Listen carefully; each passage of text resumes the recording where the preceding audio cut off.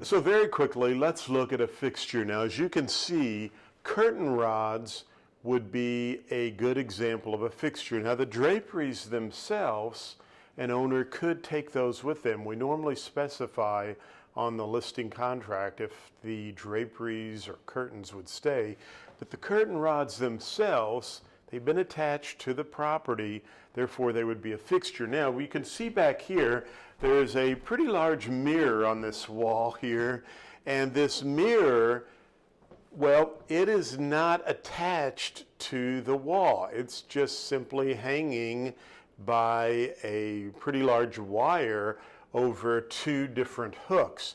So the mirror, even though it's a big mirror, it would be considered personal property. Best resource you can always do is to spell out on the real estate contract what stays and what does not stay, so there's no misunderstanding. But mirrors that are not attached to the wall for decoration, as the one behind me, would be considered personal property.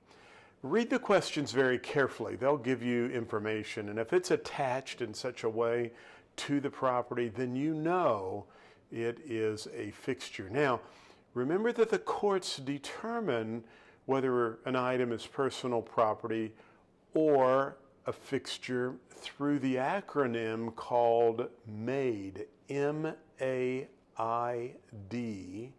method of attachment, the intention of the parties, the adaptation of the article, and did an agreement exist. Now, on the next slide, we're going to take a look at how an article can adapt to the real estate, even though it could easily be picked up and moved away.